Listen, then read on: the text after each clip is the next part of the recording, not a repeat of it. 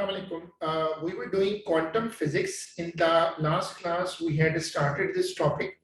और मैंने आपको इंट्रो में ये बताया था कि ये एक चैलेंजिंग चैप्टर है क्योंकि इसमें कॉन्सेप्ट ज्यादा है, थ्योरी ज्यादा है, न्यूमेरिकल ज्यादा नहीं है। ये एक बड़ी फिजिक्स है जो इस वक्त बहुत ज्यादा उसका स्कोप है और ये दो बड़ी फिजिक्स हैं जिनके दरमियान एक कंपटीशन क्रिएट हुआ था।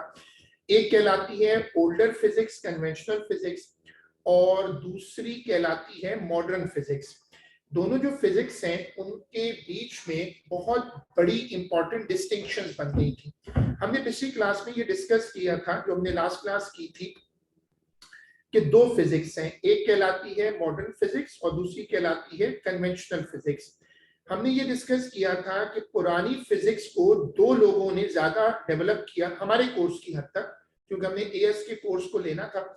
तो दो लोग थे, एक न्यूटन था जिसने पूरी मैकेनिक्स बनाई थी, दूसरा हाइगन था जिसने पूरी वेव बनाई थी, रिफ्लेक्शन, रिफ्रैक्शन, डाइफ्रैक्शन, इंटरफेरेंस, ये कहलाती है कन्वेंशनल फिजिक्स। कन्वेंशनल फिजिक्स में इन्होंने वेव की कुछ प्रॉपर्टीज डेवलप की थी। इन्होंने कहा था कि वेव्स में एनर्जी नहीं हो, सॉरी, वेव्स में जो वेव्स कैरेक्टर होता है, प्रॉपर्टीज होती हैं, वेव्स के अंदर मास नहीं होता, वेव की फ्रीक्वेंसी होती है, वेव का वेवलेंथ होता है, वेव का एम्पलीट्यूड होता है और वेव की स्पीड होती है। ये हमने एएस में पढ़ा है सारी चीजें। तो इसको कहते हैं कन्वेंशनल फिजिक्स। आज का पहला कॉन्सेप्ट यही है कि हम ये ख्याल रखिएगा कि हमने शुरू की हुई है कन्वेंशनल फिजिक्स, पुरानी वाली फिजिक्स।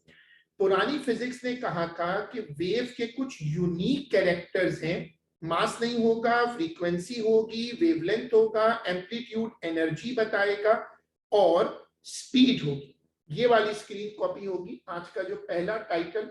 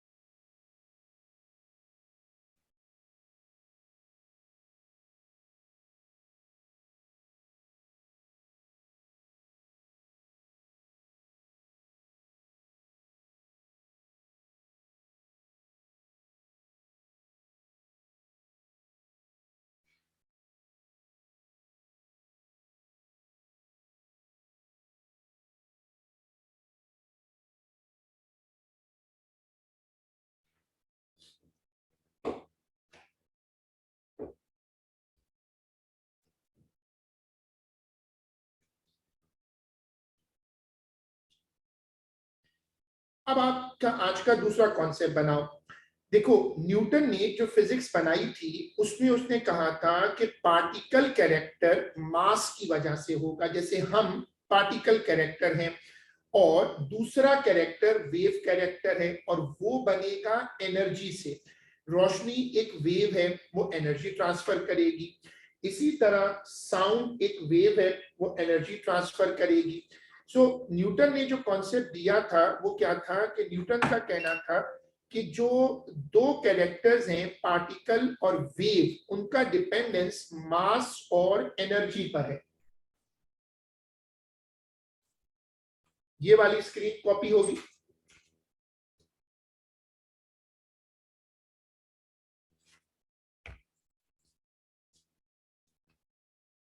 क्या खेल? क्यों? तो अगर मुझे नहीं, मैं साइंस करूंगी तो झूठ है, फिर झूठ है। क्यों झूठ है? क्लास है आपकी, अभी आपको लेनी चाहिए क्लास। नहीं, मेरी क्लास तो होगी ना 8 से 10। 8 से 10 तो ऑफिशियली नहीं है, 8 से 10 कार्ड ही नहीं लगता बेटा। एक टोपियां नहीं करो, अपने लिस्ट पे जाओ, मैंने साइन करो। देखो कितनी अच्छी बच्ची क्लास में गया। सर वो 8 से 10 में नहीं आई थी, 2 घंटे की क्लास में। मुझसे नहीं उठा जा रहा बेटा अगर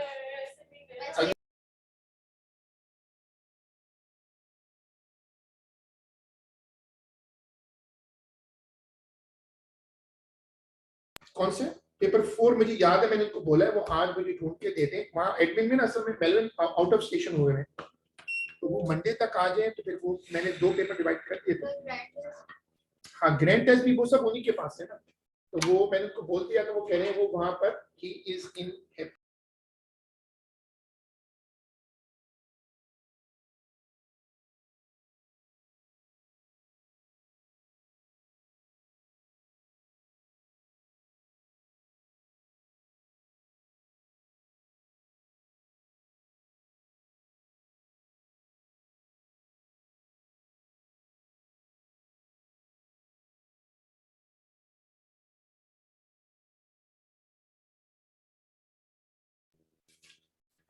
चलो हमने क्लास शुरू कर दी है, अब हम यहाँ पहुंचे हैं। तुम लोग ऐसा करो कि ये वाली पहली शीट की पिक्चर ले लो और हम इसके बाद से शुरू कर दिया, यहाँ से आगे चलेंगे।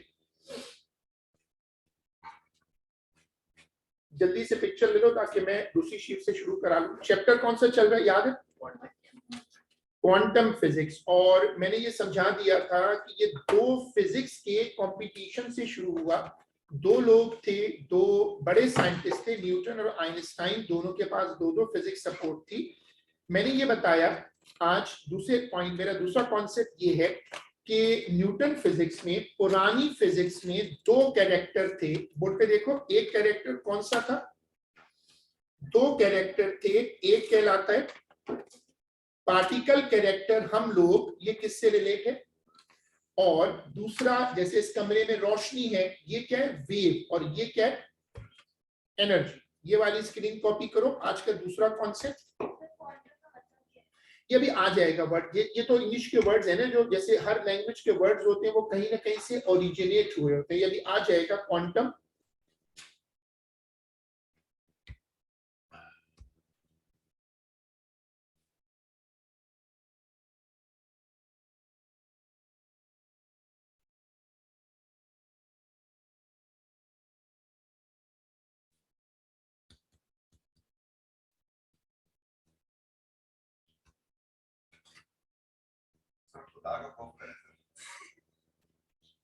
क्लास राजेश करने की तरह आपने मौसम डाला हुआ है, आए जरा भाई सर 3 बजे ऊपर जाएंगे सर। नहीं सर, ये क्लास पर इससे पीछे की क्लास हो चुकी है, उसका काम इनको भी कराना है सर। बस वो कहां से आ गए? चले जाए आए सर, थोड़ी सी बात करें, आराम से बैठ जाओ, मसले से कोई नहीं करनी तुम वाले सर। नहीं कर रहे सर यार, ये लोग संभालने की कोशिश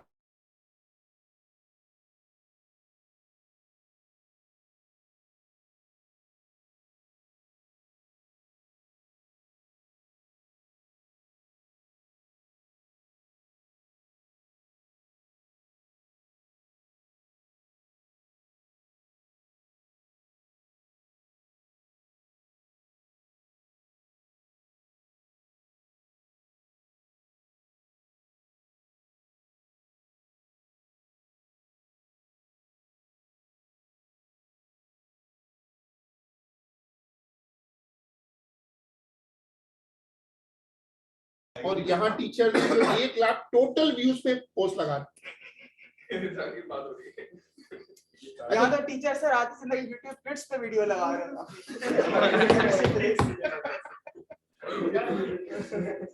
चले, जो लोग बैठ सकते हैं प्लीज जल्दी से बैठ जाएंगे, कॉपी करें। ये आज का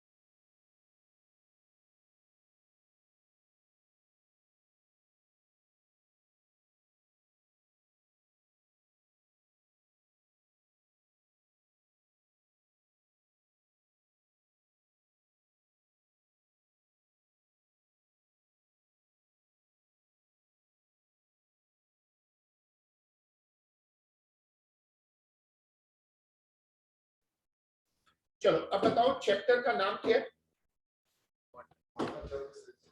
चैप्टर का नाम है क्वांटम फिजिक्स, और हमने जो पिछली क्लास में कॉन्सेप्ट बनाए थे वहीं से शुरू करते हैं।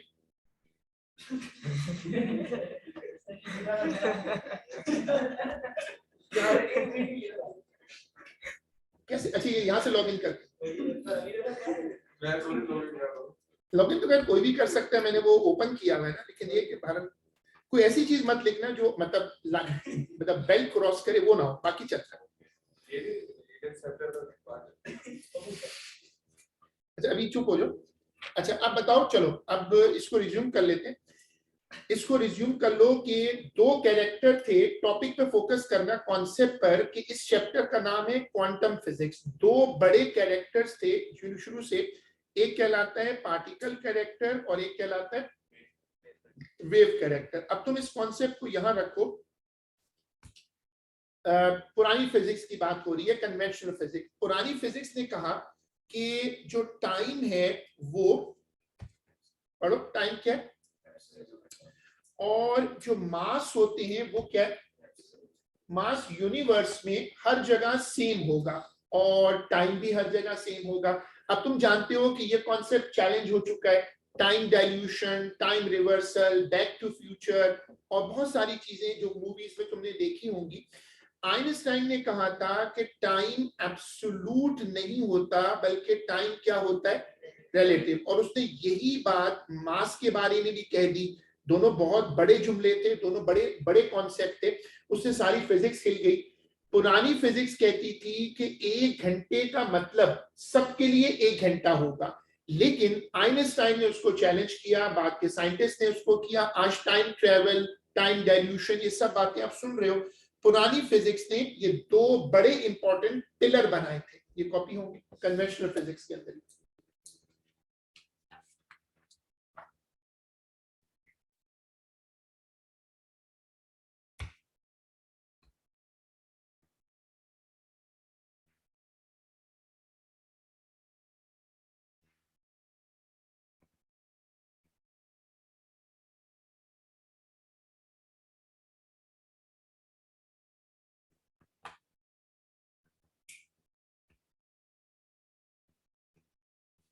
अब 2 लाइनें छोड़ के हेडिंग डालो मॉडर्न फिजिक्स। वो अब टाइम लगेगा थोड़ा सा ना, क्योंकि वो टॉपिक हम पहली मर्तबा पढ़ रहे हैं। रिलेटिव लफ्ज को मैं एक एग्जांपल से समझाता हूं, जो आइंस्टाइन को दुनिया भर में क्रेडिट दिया जाता है। आइंस्टाइन ने ये एक एग्जांपल मैं आपको देता हूं। इस जैसे इन्होंने एक सवाल पूछा कि टाइम रिलेटिव होता है। टाइम के बारे में एक कॉन्सेप्ट मैं एग्जांपल के लिए रखता हूं कि जैसे टाइम का एक बड़ा मशहूर यूनिट है ईयर, ठीक है। ये बताओ कि ईयर क्या होता है? जब जमीन सूरज को कंप्लीट। अब तुम यहीं से लफ्ज समझ लो कि अगर तुम इस प्लेनेट पर हो तो तुम्हारे लिए ईयर का मतलब है 365 डेज। लेकिन जो लोग मार्स पे शिफ्ट होंगे उनके लिए ईयर का क्या मतलब होगा? अगर सपोज कर लो कि मार्स का ऑर्बिट जमीन से बड़ा है, तो क्या उनके लिए ईयर का मतलब चेंज हो जाएगा? हो जाएगा ना। इसका मतलब 2 लोगों के लिए, 2 प्लैनेट्स के लिए ईयर टाइम का एक यूनिट है, वो डिफर कर गया। तो इसका मतलब टाइम एब्सोल्यूट नहीं हुआ, बल्कि क्या हो गया। एक और एग्जांपल, हम अपनी बर्थडे बड़ी खुशी से मनाते हैं। हम कहते हैं जी मैं 16 ईयर्स हूँ, 17 ईयर्स हूँ। तो इसने पूछा, ये जो इसने पूछा कि ये बताओ कि तुम कितने साल के हो। तो बड़े फख्र से कहा 18 ईयर्स ओल्ड। ये सारे लोगों में मिलते जुलते हैं, साइंस इनका बहुत बड़ा फीचर है। उसने कहा कि are you sure you are 18 years? उसने कहा yes my mom told me I am 18 years old. उसने कहा no, you are not 18 years old. Actually, after your birth, Earth has revolved around the sun 18 times. If you are born on any other planet, suppose Pluto, you may be some months old. इसका मतलब हमारी as क्या हुई? Relative हो गई ना। इससे आप टॉपिक शुरू करो, आपको समझ में आ जाएगा कि आज हमने जो एक बहुत बड़ी टेलीस्कोप भेजी है, वो आपने पढ़ा होगा कि वो टेलीस्कोप जो इतनी महंगी गई है वो एक्चुअली क्या देखने गई है। पास्ट। पास्ट कैसे देख सकती है? Speed of light.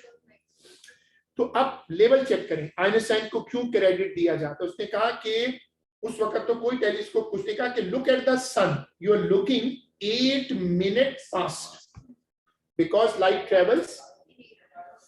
तो ये वो कॉन्सेप्ट्स हैं जिनसे ये पता चला, ये वो कॉन्सेप्ट हैं जिनसे पता चला कि टाइम क्या है। इसी तरह मास भी रिलेटिव है।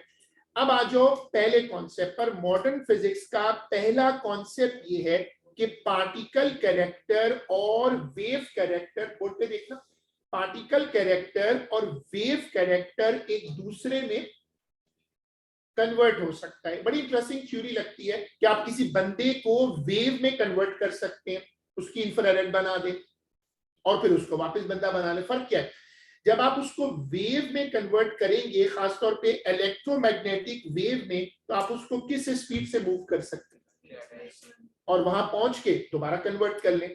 तो ये बेसिकली एक यूनिक कॉन्सेप्ट है कि पार्टिकल और वेव कैरेक्टर एक दूसरे में कन्वर्ट हो सकते हैं। ये वाली स्क्रीन कॉपी होगी।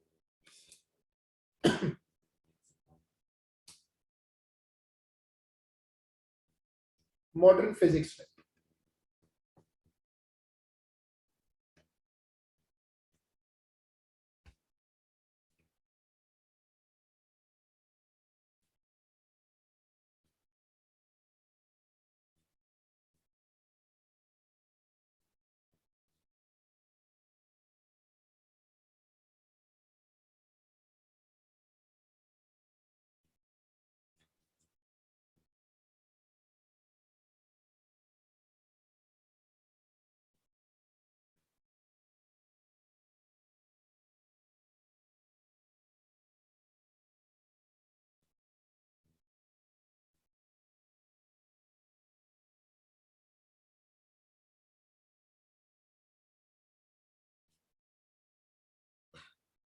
अब बोर्ड पे देखिएगा, मास टू एनर्जी कन्वर्जन ये बहुत आसानी से प्रूव हो गया और दुनिया में कोई आधी सेंचुरी में कुछ ऐसे फिनोमिना डिस्कवर हुए, जैसे न्यूक्लियर वेपन बने, न्यूक्लियर पावर प्लांट बन गए, वो तो अब इस्तेमाल भी हो रहे हैं।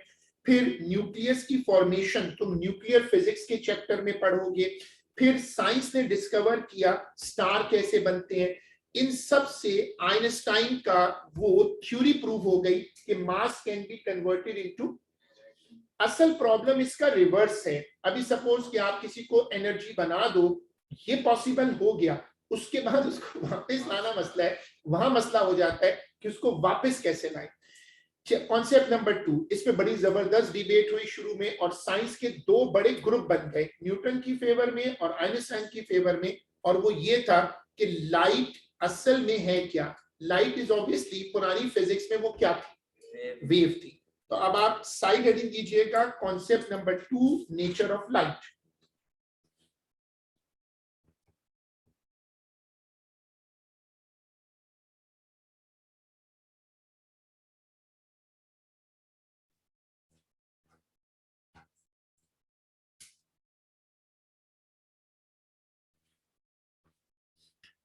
देखें, पुरानी फिजिक्स ये कहती थी कि लाइट इज अ वेव और इसमें हाइगन्स ने काफी सारी फॉर्मूला थ्योरीज वगैरह बनाई थी जो तुम एएस में पढ़ चुके हो।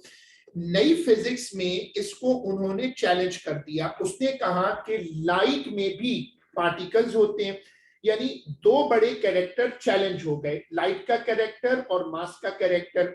अब यहाँ फिजिक्स का और मैथ्स का एक बड़ा इंपॉर्टेंट कॉन्सेप्ट समझना है आपको, और वो ये कि जब आप चीजों को मेजर करते हैं तो चीजें या तो कंटिन्यूअस होती हैं, या फिर अगर इस गिलास में आपको पानी को भरकर मेजर करना हो तो आप उसको काउंट नहीं कर सकते। आप इस कमरे में कुर्सियों को गिन सकते हैं, लेकिन आप इस कमरे में लाइट को काउंट कर सकते हैं? जवाब होगा नो, इसलिए कि लाइट अपनी नेचर में क्या है।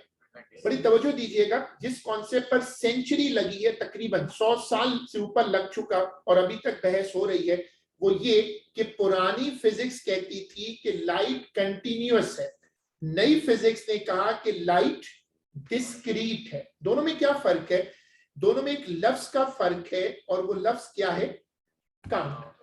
पुरानी फिजिक्स कहती है कि आप रोशनी को गिन नहीं सकते। आप ये कह सकते हैं रोशनी तेज है, रोशनी कम है, रोशनी रेड है, ब्लू है, लेकिन आप उसको काउंट नहीं कर सकते। इस कमरे में आप नंबर ऑफ चेयर्स को गिन सकते हैं, लेकिन इस कमरे में रोशनी को मेजर कर सकते हैं। यानी फिजिक्स कहती है कि चीजों की दो मेजरमेंट है। कौन सी? एक कंटिन्यूअस है और दूसरी डिस्क्रीट है। यहां से डिस्कशन इस कॉन्सेप्ट पर आई। अब तवज्जो दीजिएगा, इससे वो मशहूर कॉन्सेप्ट बना जो मैक्स प्लैंक नामी साइंटिस्ट ने पिक किया, और उसने कहा कि लाइट के अंदर छोटे छोटे पार्टिकल्स होते हैं, और उसने उन पार्टिकल्स के लिए एक कॉमन नाउन इस्तेमाल किया। और वो कॉमन नाउन क्या है? क्वांटा। लफ्ज क्या होता है? क्वांटा कहते हैं अगर कोई चीज काउंटेबल हो तो उसके हर एक यूनिट को क्वांटा कहते हैं। इसी से वो वर्ड बना था जो तुमने एएस में पढ़ा, और वो लफ्ज था क्वांटाइजेशन। याद होगा कि चार्ज की क्वांटाइजेशन हो सकती है, क्योंकि चार्ज पार्टिकल्स होते हैं, उनको गिना जा सकता है। तो इस बंदे ने कहा कि एनर्जी अपने कैरेक्टर में क्या है? क्वांटा। क्वांटा वो चीज होती है जिसको तुम गिन सकते हो। अब इन्होंने क्यों कहा? क्योंकि इन्होंने थ्योरी बनाई कि जो वेव है, एनर्जी है, उसमें छोटे छोटे पार्टिकल्स हैं। अब ऊपर वाले को तो तुम गिन नहीं सकते, नीचे वाले को गिन सकते हो। इससे लफ्ज क्वांटा बना। अच्छा, अब देखो, क्वांटा के लिए कॉन्सेप्ट बनाया गया कि quanta is a packet of energy, और इससे एक रेवोल्यूशनरी आइडिया बना कि एनर्जी इज, यानी इन्होंने चैलेंज किया कि नहीं, तुम एनर्जी को गिन सकते, एनर्जी को काउंट कर सकते हो। पुरानी फिजिक्स कहती थी no, energy can not be counted. बड़ा टेक्निकल कॉन्सेप्ट है, गौर से समझिएगा। ये कॉन्सेप्ट क्यों बना कि एनर्जी को गिन नहीं सकते? हम उन चीजों को गिन सकते हैं जिनकी डायमेंशन स्पेसिफाइड हो। कुर्सी को, अपने आप को, बच्चों को क्लास में क्यों गिन सकते हैं? क्योंकि उनकी डायमेंशंस हैं। तो फिर लाइट को क्यों नहीं गिन सकते? क्योंकि लाइट की डायमेंशंस नहीं है, ना लेंथ है, ना ब्रेथ है, ना हाइट है, ना वॉल्यूम है। वो तो कमरे को भर देती है, उसको कैसे गिनेंगे? ये वो चैलेंज था जो मैक्स प्लैंक ने रिवर्स किया। उसने कहा नहीं, लाइट की भी डायमेंशंस है। और उसी से फिर वो फनी फनी वर्ड्स बने, फोर्थ डायमेंशन, मेटावर्स, और पता नहीं क्या क्या बन गया, क्योंकि ये कॉन्सेप्ट यहां से चैलेंज हो गया। मेटावर्स भी क्वांटम से ही बना था, वो पैरेलल, कि जब आप, बड़ी इंटरेस्टिंग बात,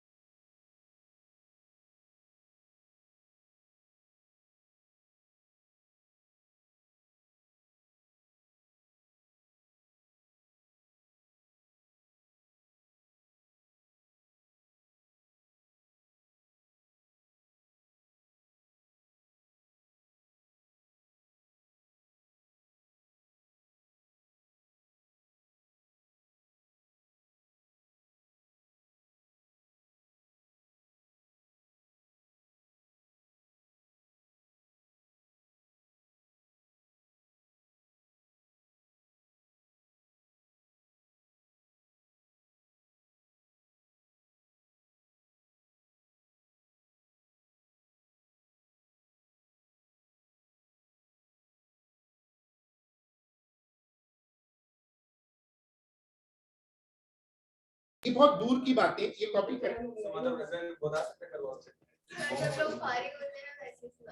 हाँ, लेकिन ये मेटावर्सेस वगैरह इसको छोड़ें, कॉपी करें।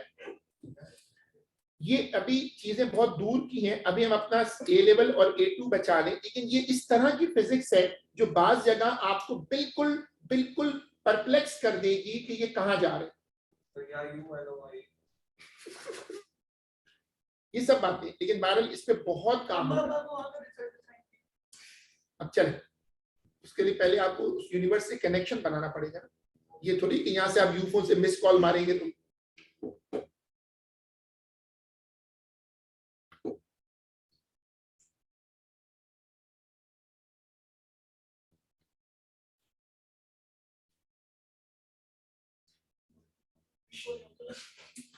क्या क्या रखें, क्लास रिकॉर्ड हो रही है और ऐसी बात ना बोले जो कहीं दूसरी यूनिवर्स में रिकॉर्ड हो जाए। मैंने आपको ये समझा दिया कि ये डिस्कशन इन दो लफ्जों से जनरेट हुई, और वो क्या लफ्ज थे, कंटिन्यूअस और डिस्क्रीट, जिसकी मैंने एक सिंबॉलिक रिप्रेजेंटेशन आपको करके दिखाई। आपने ऊपर देखा, पुरानी फिजिक्स कहती है कि वेव नेचर है जिसको आप गिन नहीं सकते। आप एक कमरे में बल्ब्स को गिन सकते हैं, बल्ब की रोशनी को नहीं गिन सकते। आप किसी शॉप पे जाके ये कह सकते हैं कि 2 एनर्जी सेवर पैक करके दे दो, आप ये नहीं कह सकते कि यार एनर्जी सेवर रख लो, रोशनी पैक करके दो, तो आपको पागल कहेगा। ये चीजें सबसे पहला जो लफ्ज आया वो था क्वांटा। अब बताओ इंग्लिश जानने वाले लोग कि ये कॉमन नाउन क्या चीज होती है। जैसे ह्यूमन क्या है, कॉमन नाउन। और अगर आप किसी बच्चे को उसके नाम से कॉल करें, प्रॉपर नाउन, ठीक है। अब तुम्हें मेरी बात गौर से समझनी है। Quanta is a common noun, it means it is not a term specific for one thing, it's an open term. हर वो चीज जो काउंट हो सकती है, हर वो चीज जो इंटीजर है। आप याद है ओ लेवल से पहले क्लास 8 में सॉल्व करते थे मैथ्स में प्रॉब्लम सम्स, आंसर आता था 2.7 स्टूडेंट्स, टीचर कहता था ये गलत है। Why 2.7 student is wrong? Serious question, not as a joke. एक बच्चा डेसिमल में कैसे हो सकता है? अगर तुम्हें ये बात समझ आ गई तो तुम्हें लफ्ज समझ में आ गया। या पर्सनल, मैंने पहले कहा जोक नहीं, मुझे टॉपिक समझाना है, मुश्किल टॉपिक है। तो क्वांटा क्या है? क्वांटा में अगर तुम सॉल्व करो आंसर आए 2.8 इलेक्ट्रॉन्स, ये गलत है। क्यों गलत है? लेकिन 2.8 केजी ये सही है। क्यों? इसलिए कि मास काउंट नहीं होता। आप पानी को कहें 2.1 लीटर, ये पॉसिबल है, लेकिन आप पानी जिस गिलास में डाल रहे हैं आप कहें 2.1 गिलासेस, ये गलत है। इसका मतलब ये चीज जो गिलास है ये क्या है? गुड। अब 2 लाइनें छोड़कर हेडिंग डालें quanta.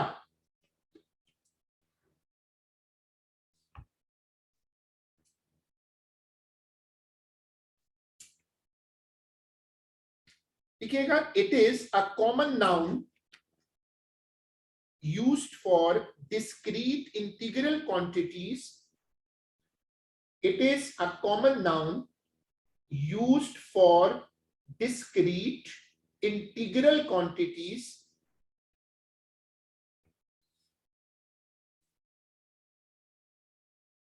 used for discrete integral quantities,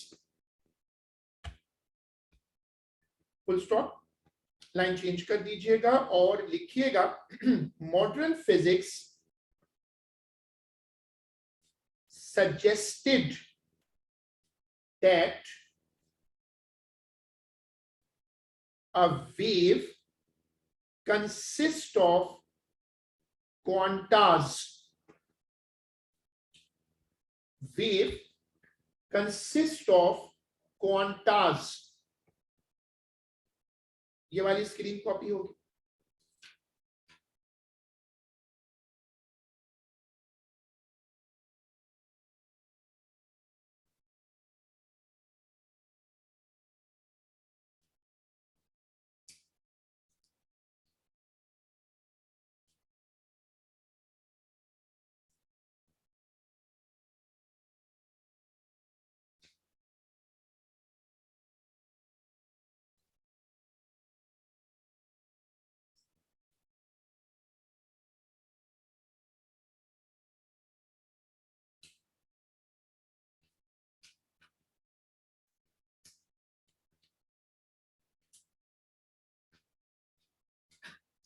Max Planck was the scientist who started this next level discussion, and he was the first person who identified that light or any other wave has a strong connection with its frequency.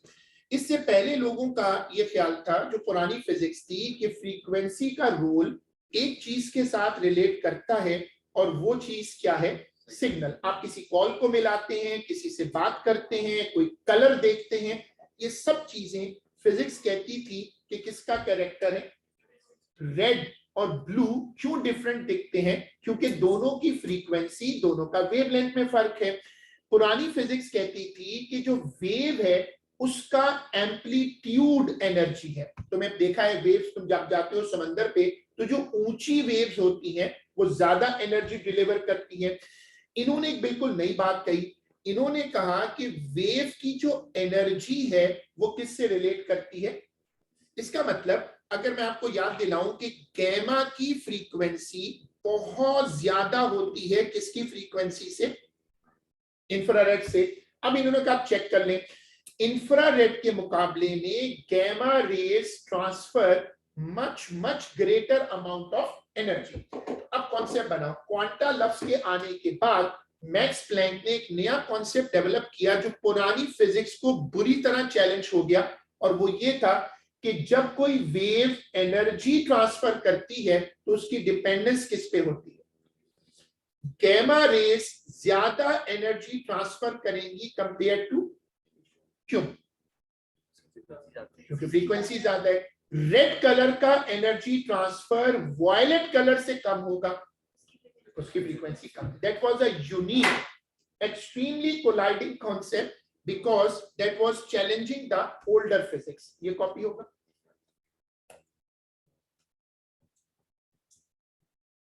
Copy करिएगा।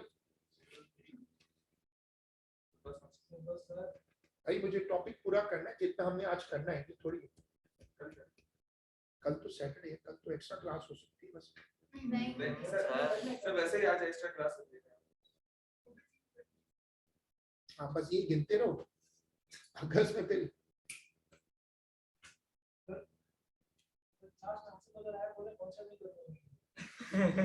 Sir मैं लिख रहा था sir. भाई जरा जल्दी लिख लो ना सर हो गया। एक तो पता नहीं कौन है मैसेज पढ़ने तो देख बेटा, इस वक्त मैं मैसेज लोगों के पढ़ने में क्या बुरी बात है?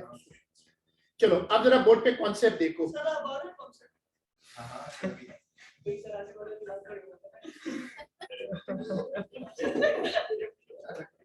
इसमें हमारे पास A2 में कम से कम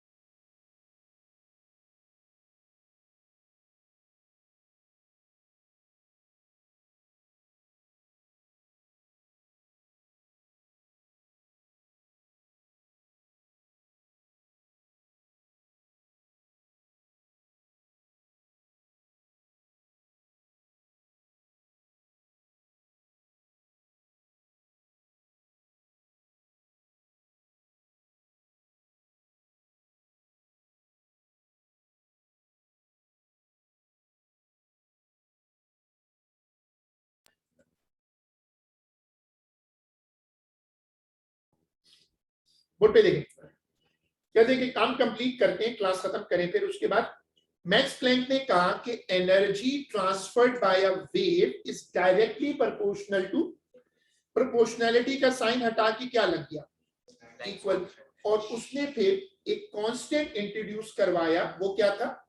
प्लैंक कांस्टेंट। बोर्ड पे देखते रहिएगा प्लीज। फिर उसने फॉर्मूला कॉल किया, तुम्हें याद होगा, स्पीड ऑफ लाइट के लिए v की जगह क्या लगाते थे?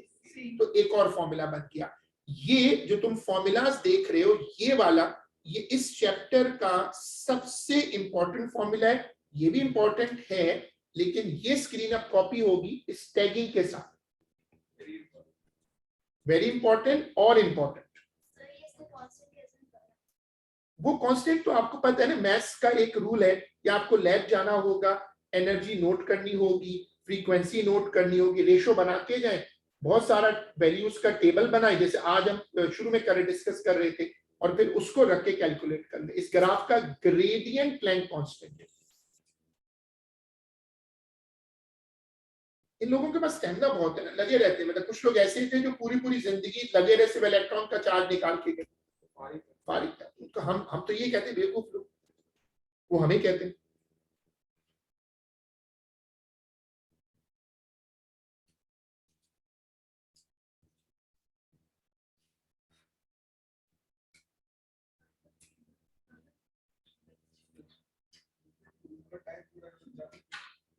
बोर्ड पे देखिएगा। अब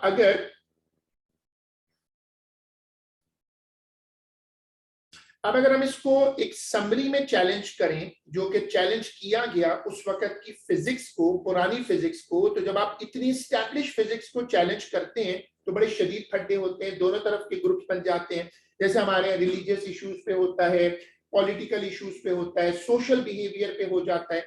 तो इनके यहाँ साइंस बहुत इंपॉर्टेंट हो चुकी थी उस वक्त तक। तो इन्होंने कहा कि अब फिजिक्स के दो बड़े स्कूल ऑफ थॉट बनते।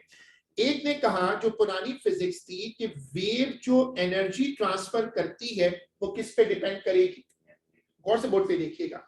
और मॉडर्न फिजिक्स ने कहा कि वेव जो एनर्जी ट्रांसफर करेगी वो, दोनों बिल्कुल डिफरेंट थे, दोनों बिल्कुल ऑपोजिट थे, और चैलेंज हो गए। जैसे हमारे यहाँ डेडलॉक्स होते हैं, ऐसे डेडलॉक हो गया, ये कॉपी होगा।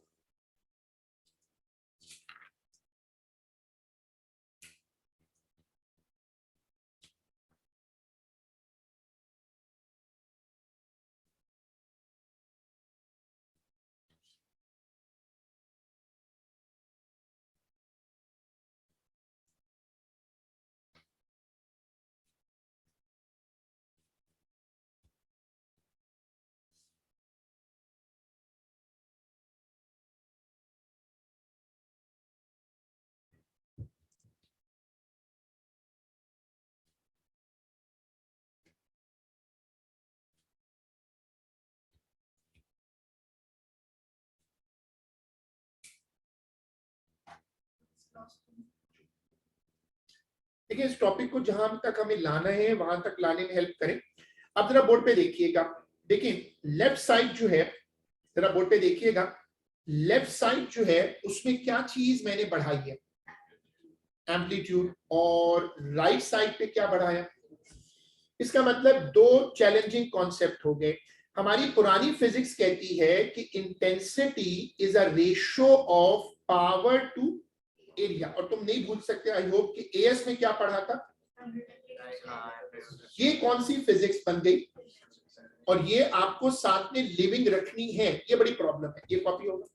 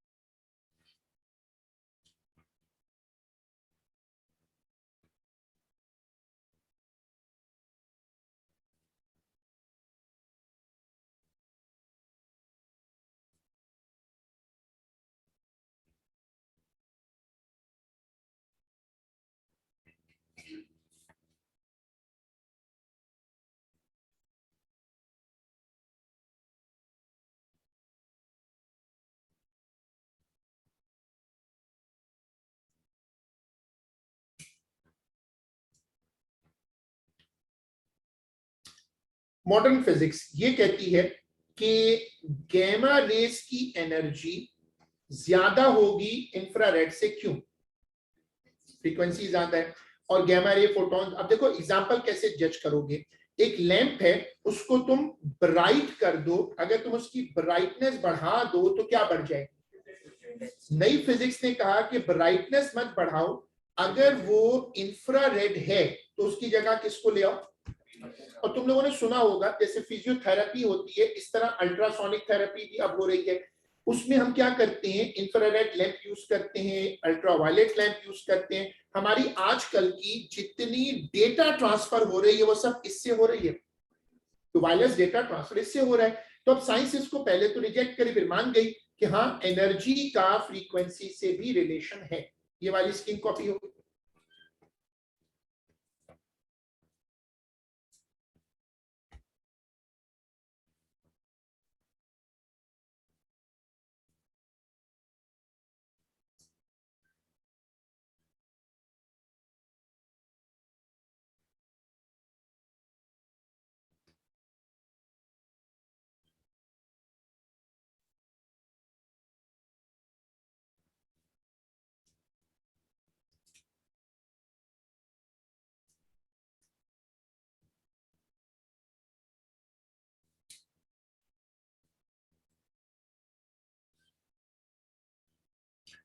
अब आपने ये कॉन्सेप्ट अच्छे से समझ लिया कि दो बड़े कैरेक्टर्स थे और उन दोनों के बीच में एक डीप किस्म का डिस्प्यूट डेवलप हो गया। जैसे मैंने आपको एग्जांपल दी, दो बड़े स्कूल ऑफ थॉट किसी भी फील्ड में बन जाएं तो वो कितना सिवियर बन जाते हैं, जैसे रिलीजियस में हो, पॉलिटिकल में हो या सोशल में, तो यहाँ साइंस में बन गए दो बड़े पोल। यहाँ आपको देखना है कि आइंस्टाइन को क्यों इतना नाम दिया गया। लोग तो काम कर रहे थे, इस बंदे ने एक रेवोल्यूशनरी आइडिया दे दिया और उसका नाम क्या था, वेव पार्टिकल ड्यूअलिटी। लोग लड़ रहे थे इस बात पर कि रोशनी वेव कैरेक्टर है या रोशनी पार्टिकल कैरेक्टर है, दो कैरेक्टर पे बहस हो रही थी। इस बंदे ने कहा कि आप लोगों की जो डिस्कशन है उसकी बेस गलत है, ये दो कैरेक्टर नहीं है बल्कि ये हाइब्रिड गाड़ियां मशहूर हुई ना, गाड़ी पेट्रोल पे चल रही थी और कुछ गाड़ियां इलेक्ट्रिसिटी पे चल रही थी, तो हाइब्रिड गाड़ियां हैं। क्या उसमें दोनों कैरेक्टर मौजूद हैं, लेकिन एक वक्त में कोई एक कैरेक्टर डोमिनेंट होगा, दोनों को मिक्स करके तो नहीं चलाते। इस बंदे ने उस तरह की बात कही जिसने पूरी लोगों को, पूरी हमारी प्लेनेट को हैरान कर दिया। इसने कहा कि असल में दोनों कैरेक्टर हर चीज में है, हर इंसान में एक वेव कैरेक्टर मौजूद है लेकिन वो डोमिनेंट नहीं होता। हर वेव में पार्टिकल कैरेक्टर मौजूद है लेकिन वो वेव कैरेक्टर ज्यादा प्रोमिनेंट होता है। जैसे तुम लोग में से जो केमिस्ट्री अच्छी लेते हैं उनको समझ आती है, क्या आयोनिक कैरेक्टर और कोवेलेंट कैरेक्टर हाइब्रिड हैं? हर कोवेलेंट बॉन्ड में कुछ आयनिक बॉन्ड का कैरेक्टर होता है और हर आयनिक बॉन्ड में कुछ कोवेलेंट कैरेक्टर होता है। तो ये साइंस को एक नई डायमेंशन मिल गई। पहले लोग समझते थे कि हर चीज में कैरेक्टर 1 है तो 2 नहीं होगा, 2 है तो 1 नहीं होगा। इसने कहा नहीं, साइंस काम करती है किस असूल पर, हाइब्रिड पर। गौर से देखिएगा, यूनिक कॉन्सेप्ट। लोग लड़ रहे थे कि लाइट है क्या, इसने कहा कि लाइट में एक ही वक्त में दोनों कैरेक्टर मौजूद हैं। इसका मतलब उसने ये कहा कि हर चीज में एक पार्टिकल कैरेक्टर है और हर चीज में एक, one of the most interesting figure in this topic, तुम इसको गौर से देखो, इसमें एक पार्टिकल भी दिख रहा है और एक वेव भी दिख रही है। इसका मतलब हर चीज में दोनों कैरेक्टर मौजूद हैं। इसका मतलब ये वक्त आएगा कि आप किसी इंसान का क्या निकालेंगे, वेवलेंथ, और किसी वेव का प्रेशर निकालेंगे। प्रेशर तक तो हम पहुंच गए, वेवलेंथ रहता है। अब उसने कहा जो वेव पार्टिकल ड्यूअलिटी कहलाती है कि हर चीज में कितने कैरेक्टर होते हैं, दो। हेडिंग डालिए, last heading for today, heading डालिएगा wave particle duality.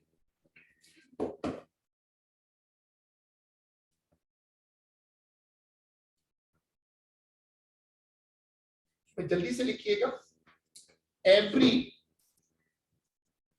Particle has a wave character also, every particle has a wave character also, and every wave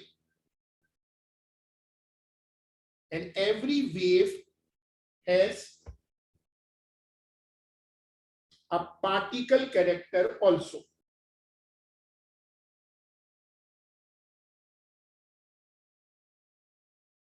full stop. At a time only one character is dominant. At a time only one character is dominant. तो Einstein ने वो discussion close कर दी, science मर्ज हो गई और अब वो science दोनों को लेके चल रही है। Last sheet for today to copy.